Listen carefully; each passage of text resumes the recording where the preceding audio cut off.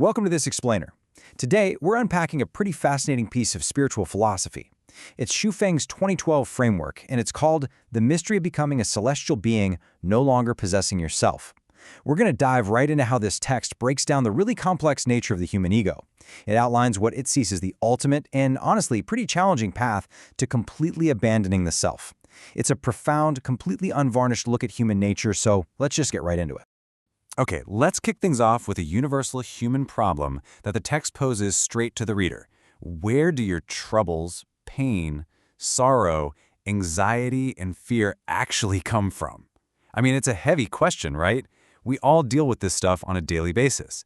But the source text asks us to really pause and reflect on their origin. It suggests that these negative emotions aren't just, random, unfortunate events that just happen to us. Instead, they're symptoms of a very specific, deeply ingrained underlying condition. Which brings us to Section 1, the root of suffering. So, Xu Feng diagnoses all of our worldly suffering as stemming from one core concept, and he calls it possessing oneself. Now, in this framework, possessing oneself means acting strictly out of your own desires and inclinations instead of living in harmony with nature. It's basically described as a state of deep arrogance and greed. And you might wonder, why arrogant? Well, because it assumes your personal wants are somehow more important than the natural order of the universe. It happens when a person acts purely for their own enjoyment, relentlessly chasing money, power, fame, or just fleeting pleasure, actually thinking that these things will bring happiness. When in reality, according to this text, they're the exact things causing the pain.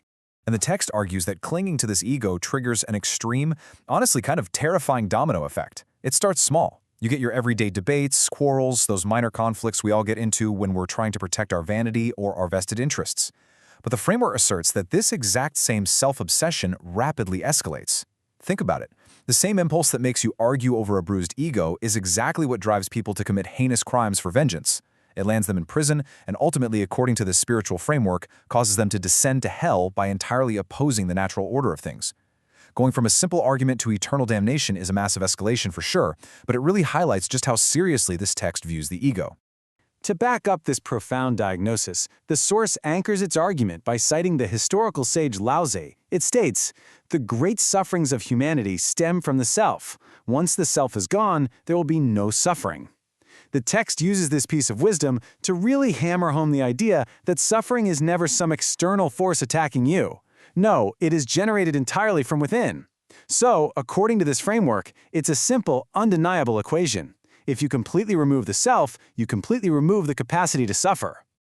Let's move on and see how this builds into a stark cosmic duality in Section 2, the demonic path of ego. The text maps out two completely opposing spiritual paths.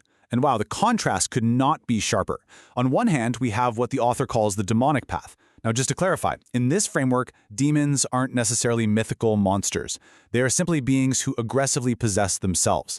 They act purely on desire, rebel against heaven, recruit forces to expand their own power, and even try to rival the greatest creator. But then, in stark contrast, we have the celestial or Buddha path. This path is defined by having absolutely no self whatsoever. It means living harmoniously within the Tao and aligning one's heart entirely with the Creator. So there's zero middle ground here. It's a very clear, hard line drawn between a rebellious ego and pure natural harmony. To further illustrate this duality across different traditions, the author neutrally pulls in a warning from Christ Jesus about the absolute necessity of rejecting the ego to follow him into the kingdom of the greatest Creator. The text uses this reference to show that, across major spiritual paradigms, the baseline requirement for entering a divine kingdom or aligning with higher cosmic forces demands the complete and utter renunciation of your own self-interest. If possessing oneself naturally leads to suffering, conflict, and that rebellious demonic path, the text argues the solution lies in a specific, unwavering structural rule. Let's look at Section 3, the principle of unity. The framework asserts that possessing oneself actually shatters unity. Think about it for a second. When you prioritize yourself, the world splits from being a single, unified whole into a chaotic multiplicity. It fragments into 2, 3, 4 as everyone just aggressively fights for their own individual interests. But as this text highlights, true harmony requires absolute alignment. It notes that the sage is considered a model for the world specifically because they embrace unity. And embracing unity fundamentally cannot involve possessing oneself. You simply can't be part of the whole if you're entirely focused on your own individual piece. So the text posits that everything has to align with a supreme leader to maintain order. In the vast, infinite domain of the universe, that singular point of unity is the greatest creator. But what's really fascinating here is how the author scales this exact same cosmic rule all the way down to our daily human lives. It suggests that a worldly society must align with a president or chairman. And taking it even further, even your day-to-day corporate office has to align in absolute unity with the CEO or the head of the organization. Order, whether we're talking about the universe or just middle management, requires aligning with a central point rather than fragmenting into a bunch of competing individual egos. Which brings us to a really critical turning point in our explainer, the actual practical application of abandoning the ego. I mean, we've heard the theory and we've mapped out the cosmic rules, but is it actually good to no longer possess oneself? It sounds incredibly difficult, right? Well, the text asks this question directly to challenge the reader's basic assumptions. To prove this isn't just abstract, high-level philosophy, the source provides a real-world case study from within its own community. Here is Section 4, the Life Genuine example. The author compares two distinct groups within the Life Genuine Second Home community to vividly show their divergent fates. First up, we have those who fiercely tried to preserve their own selves. According to the text, these people ultimately disappeared into the sea of ordinary beings, ironically losing themselves entirely in the process. But those who ceased to possess themselves experienced the exact opposite outcome. The text claims this group entered a beautiful, carefree paradise, lived a blissful life in perfect harmony with nature, and, in a crucial twist of fate, ultimately found themselves. This actually brings us to the core of this entire philosophy. Section 5, Finding by Losing.